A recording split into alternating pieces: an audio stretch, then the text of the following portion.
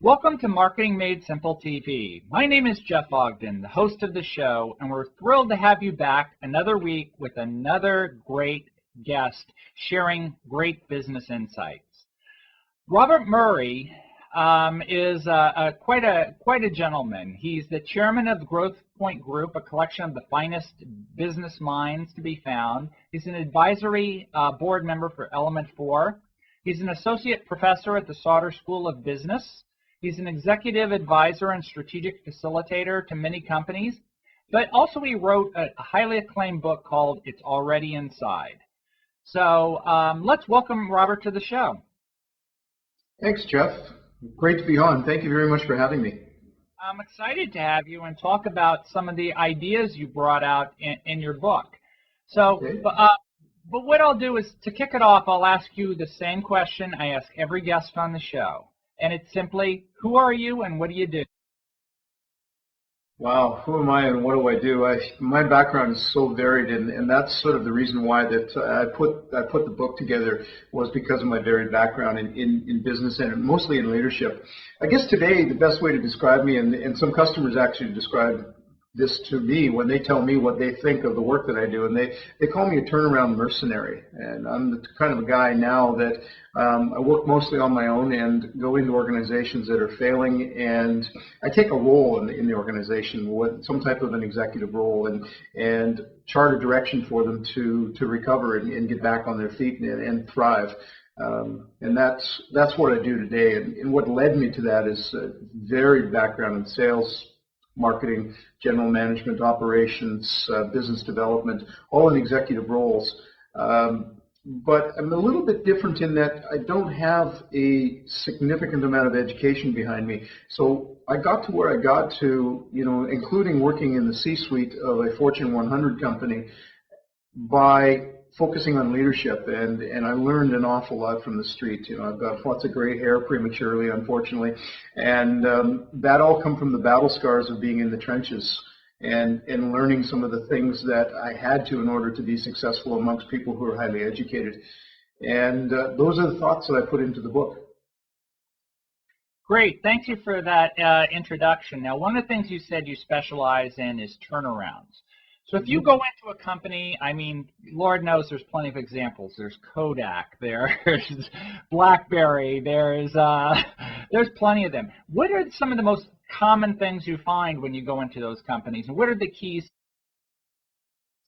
What I quite often find, and this is interesting, most of my work today is done in companies that are $10 to $50 million. But I find this amongst larger organizations as well, even within the Fortune 1000 group, is that they're forgetting the basics. And the leadership of the organization is focusing a whole lot on left brain type thinking. They're focusing on data and reports and analysis and just a lot of the things that get taught in school.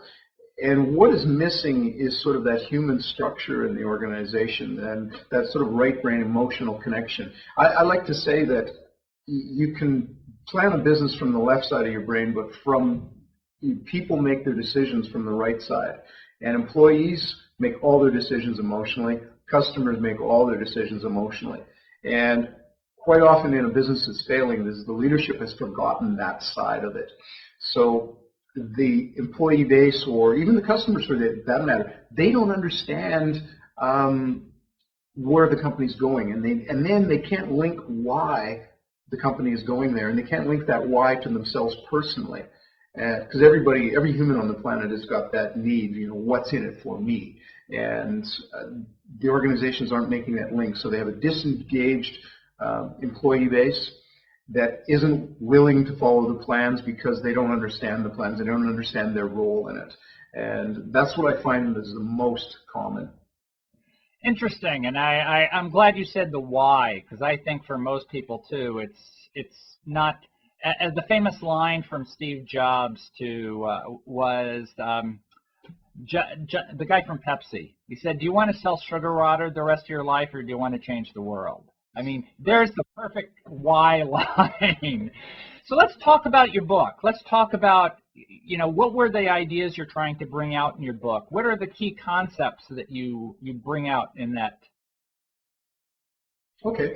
Well, I do a lot of mentoring for 30-something leaders, and the same issues kept popping up over and over and over again. And the expectation that I found from them was that they were looking me as a mentor. They were looking to me to sprinkle some magic water on them, maybe wave a wand around, and they would be successful.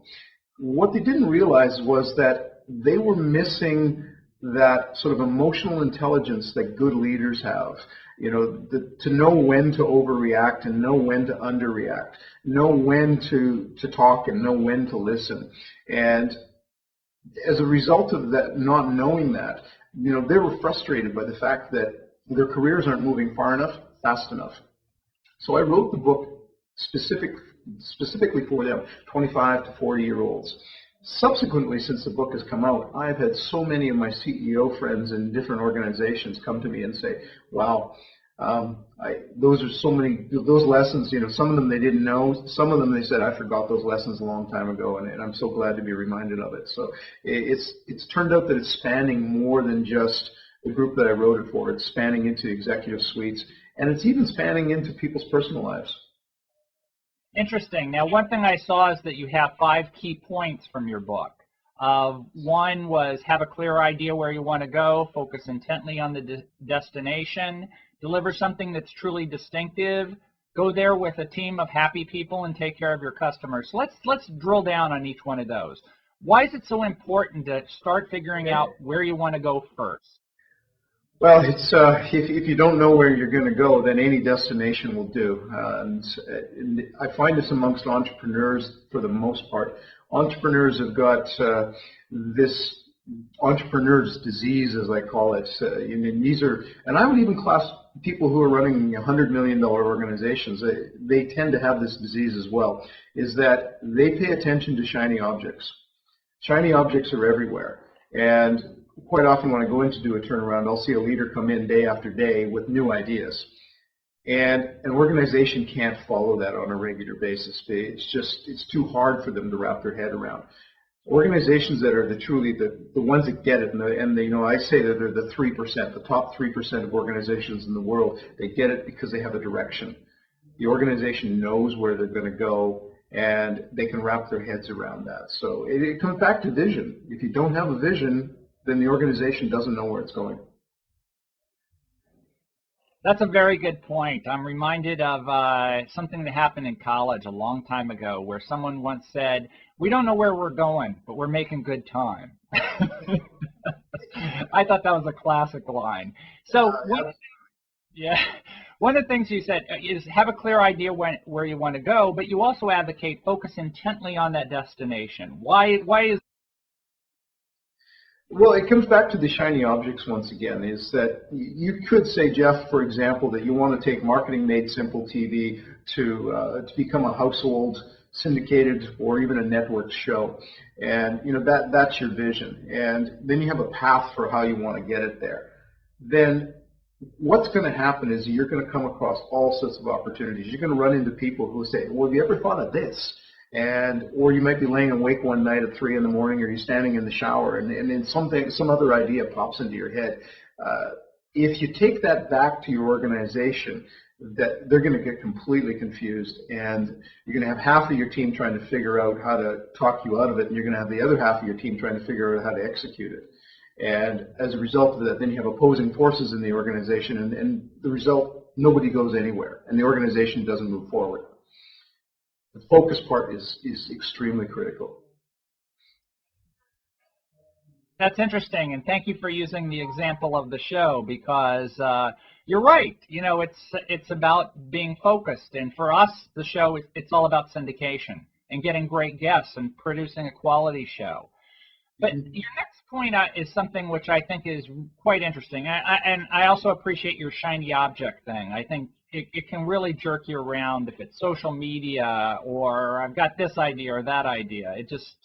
It confuses people. So, right. But another thing, and Chris Brogan we also had on, we talked about how people are just bombarded with marketing messages. And it's just a huge flood of things coming at you all the time. And one of your points is deliver something that's truly distinctive. Why is that so? Again, you look at the top 3% of the organizations or successful companies in the world. These are the companies that focus intensely on being great at something that their competitors are not great at. Apple is blowing the competition away in terms of their sales compared to their competitors. News yesterday about HP and Dell, and Dell wanting to move private because they think that they can control their outcome a whole lot better. At the end of the day, if you look at Dell, HP, Apple, for example, and you look at their laptops as an example, they're just computers. At the end of the day, they're just computers. But Apple focused intensely on the product and the design of that product to make that product cool. And I love some of the quotes that Steve Jobs used to have, and one of them was this, that I knew the product was right when I felt like licking it. It's kind of a gross way to describe the product, but there was so much passion around the design that he actually felt like licking the product. And that type of passion from leadership and from the organization is what makes an organization great and truly distinctive. You can buy an Apple laptop and pay twice the amount that you would pay for a Dell or an HP. At the end of the day, if you focus on something that's truly distinctive or relevant to the marketplace, something that makes you remarkable, then you don't have to compete on price anymore. That's a great point, and you're right. And Apple's a great example of that. And I'm reminded by another earlier guest on Marketing Made Simple TV, Robin Phillips of Brains on Fire. And they talk about word-of-mouth marketing and the importance of passion. And she quoted, this is Spinal Tap movie, where the guy said his Marshall amp goes up to 11. And his band manager said, why? 10's all you need. He wanted to be the loudest in the world. So all his dials went up to 11, and he was really thrilled about that. Passion really it makes a huge difference. That's another beautiful example. And again, you just come back to the great organizations in the world, and they're the ones that, again, they want to dial it up to 11. And their competition, they focus too much. The competition then focuses too much on the Me Too stuff, but they miss the execution of it. They miss the passion of that, that remarkable relevance that an organization has developed. Very good. And your next point is another interesting one, and it ties right into the passion idea, is go there with a team of happy people. So talk to us. You know what? That's a question that so many people in business miss out on the opportunity. And I've worked with some brilliant people in terms of their background and their pedigree, and their one shortcoming was they didn't get the fact that it's your people that deliver your product or service, and that's them that do it on a consistent basis to a marketplace. And if you have a team of happy people, they will do amazing things. I have never met an employee that wants to come into work and sabotage the organization unless they're completely disgruntled about something. Every employee that I meet, they truly want to make a difference in the organization, and they want the organization to succeed, because the WIIFM, what's in it for me, for that employee, is that I'm getting a paycheck from this place and it's financing my personal life, and it's important that this organization succeeds, and it's important to their ego as well that the organization succeeds. Most organizations don't tap into this, and they don't figure out the fact that if you share your vision and your strategies with your employees, if you then share with them how they contribute individually to the success of that vision and those strategies, define for them what their roles and what their responsibilities are, then I have always found that when you do that, people will go to the ends of the earth to deliver because they want to make a difference. Very good points. And again, I can go back to other guests on the show like Dan Pink, the New York Times best-selling author, that talks about how compensation really only works for routine tasks, that it's about autonomy and the why, and I don't remember the specifics of it, but it really is true. And your last point is take care of customers, and I think that's an interesting one. Yeah, and that's interesting. And most organizations don't truly understand that and the emotional needs of a customer. So if you're B to C, or even if you're B to B, Customers make decisions emotionally, and they make those decisions emotionally because of connections that they've made with you, not the organization. So I always say people buy from people, they don't buy from companies. And when you truly understand what's going on in a customer's life and what it's like to be a customer of you, your company, then you will understand what they're going through, and you'll understand better how to solve their problems or their challenges on a day-to-day basis. And I like to use the example of a hotel. And imagine if you showed up in Hawaii with your family at a resort of some sort, and this hotel has 500 rooms. Quite often, the person on the other side of the desk at the registration counter sees you as one of 500 guests. What they don't see is that this vacation for this family of four, they may have saved for 3, 4, 5 years for this vacation. They've planned for it. They've talked about it over the last 6 months. And leading up to the last month, there's been all sorts of things going on in their life and potentially chaos in their life as they try to get ready for this. But they're so excited about being there. And when they show up, they're faced with a customer-facing employee who sees them as just one of 500 guests that happen to be staying at the hotel, versus this is the trip of a lifetime for that customer. If you can get employees in the organization to wrap their head around what it's like to be a customer for them, then you will find that the organization delivers based upon the emotional needs of the customer versus just seeing them as a number or seeing them as revenue. That's a great example, and seeing the world through the eyes of the customer, I think, is such an important point, because like from the customer's eyes, it's the vacation of a lifetime. From the employee's eyes, it's customer number 500, so very different view of the world. So Exactly. before we go, I want to just ask you for a takeaway. Tell us the one or two things, if you're talking to a CEO watching your show, and he's saying, business is struggling, and I'm a 30-something, and, what would you say to them? I really, in terms of quick hits, I would say make sure that you have a clear and compelling vision. Make sure that you have simple strategies. Keep it simple. If it's complicated and if you think that it needs to be complicated, it's not going to work. It needs to be simple. You need to understand the why so that you can then communicate the why to your team. You need to ignore shiny objects because they're going to be everywhere. And I sort of like, one of the last things, the two last points, and one of them is something that people do not do as leaders, and that's listen. And they don't listen enough, and leaders tend to like to hear the sound of their own voice. And if they actually just turn that down a little bit and started listening more, they'll discover more of what's going on around them. And finally, the last one I always tell to every leader that I'm working with is goof off every once in a while. And I call this cloud time. Every Tuesday morning from 9 o'clock until 11 o'clock, nobody can find me because I'm goofing off somewhere. And I'm not really goofing off. I'm just disconnected from the world so I can think. And I relate that to, I've never solved complicated problems while sitting at my desk, but I've solved an incredible amount of complicated problems while I've been standing in the shower. And if you get into the routine and the habit of goofing off every once in a while, you'll discover that you become a better leader and a better business person because of the ideas that you come up with and the problems you solve. Great stuff, Robert. So you basically said have a good vision, listen more, stay away from shiny objects, and goof off. And I think that's a great prescription. So last question. It's been a great talking to you here. Where can people learn more about you in your book? It's all. About the book, they can go to my website, and the simple URL for that is www.itsalreadyinside.com.